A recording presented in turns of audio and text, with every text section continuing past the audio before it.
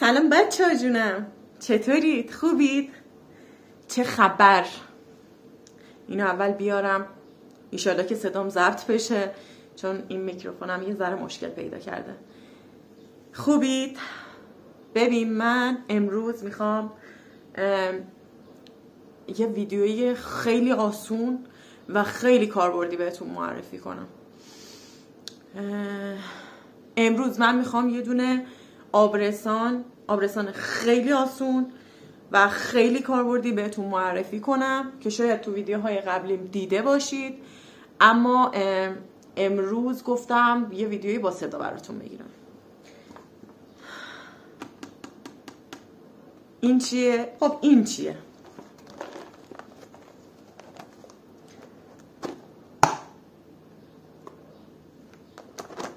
اینه کی چیه؟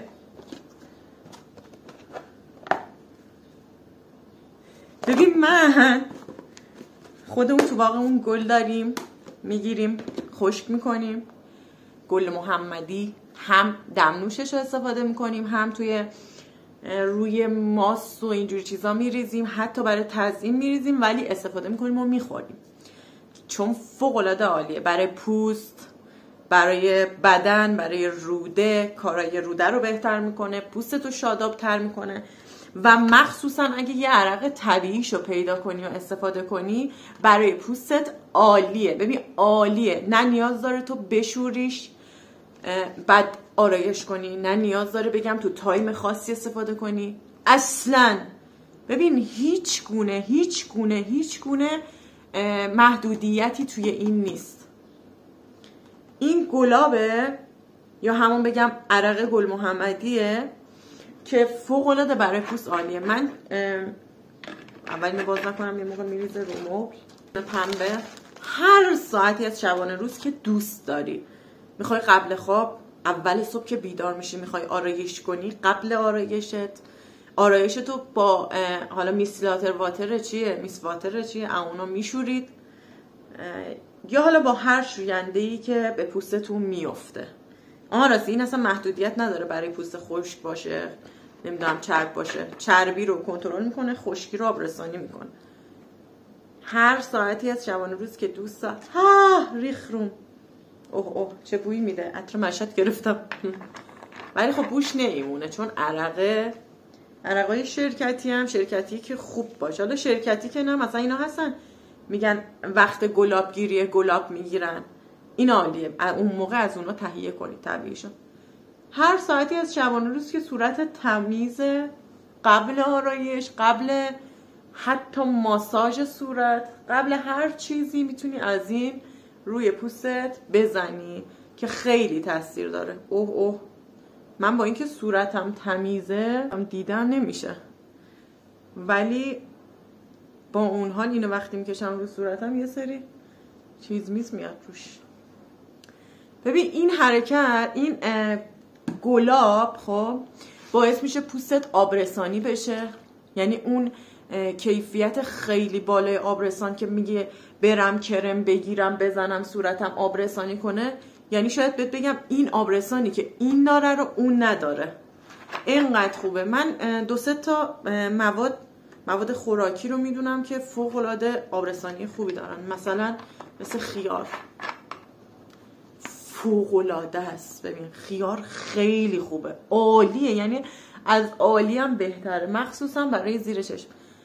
الان جدیدن میگن اینجا آبرسان و حالا هر چیزی هیچی زیر چشمت نزن، چون میکشه میبره تو چشمت. اگه میخوای چیزی برای زیر چشمت استفاده کنی باید روی این استخون دور چشمت بزنی. ولی خب من اینجور چیزا رو تا فقط مونده دیگه تو چشمم نکنم. به نظر من برای همه جا اوکیه، چون من تحقیقم کردم دیدم خیلی خوبه. گلاب ببین خیلی خوبه، خیلی بیش از اونی که تو فکرشو کنی خوبه. آبرسان مرطوب کننده است. ببین یعنی 2-3 بار در طول روز از این استفاده کنی، فکر میکنم نمیگم 100%، ولی حداقل 50% از اون خشکی پوستتو میگیره. دوست داره نرم کنه، لطیف کنه پوستتو رو، خیلی خوبه. بعد بیا روی اون یه ترمیم کننده پوست قبل آرایش انقدر من اینو استفاده کردم دیگه چی ندارم.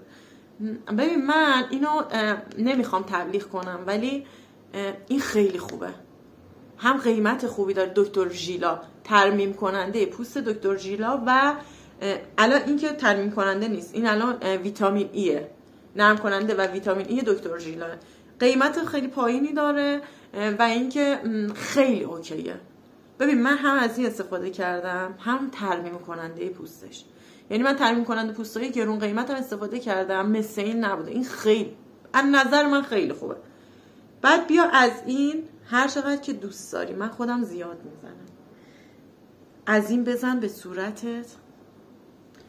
بعد شروع کن یک کم، نمیگم 10 ساعت، یه 2 دقیقه 1 دقیقه فقط در حد این که اون ماساژ روز رو انجام بدی، در حد این که پوستتو اون ماساژ روزتو انجام بدی. به نظر من خیلی خوبه. ببین فقط چند تا حرکت به سمت بالا در روز باعث میشه پوستتو اون شادابی خودش رو به دست بیاره. ببین هیچ حرکتی انجام نمیدم، فقط این 3 تا، اصلا 4 تا هم نه، این کوچیکه هیچ، این 3 تا رو اینجوری میکشم میارم به سمت بالا. ببین این خط رو میبینی اینجا، نمیدونم دیده میشه یا نه، این خط من به خاطر همین حرکاتاییه که انجام میدم باعث میشه به وجود بیاد. پوستت به سمت بالا میره، خط خندت از بین میره و ببین دیدی اینجای لب آویزون میشه، اینا همه وقتی اینجوری میکنی از بین میره.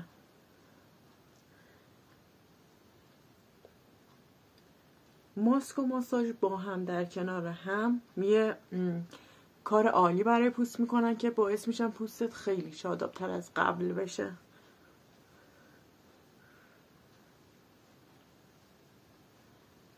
برای اینکه بدونید برای هر قسمت پوست، مثلا گونه چجوری باشه بزرگتر بشه، لبت چجوری بزرگتر شه، این افتادگی کنار لبت چجوری بره، یا چین و چوری، حالا اینجا هر کدوم ویدیوی خاصش تو کانالم هست.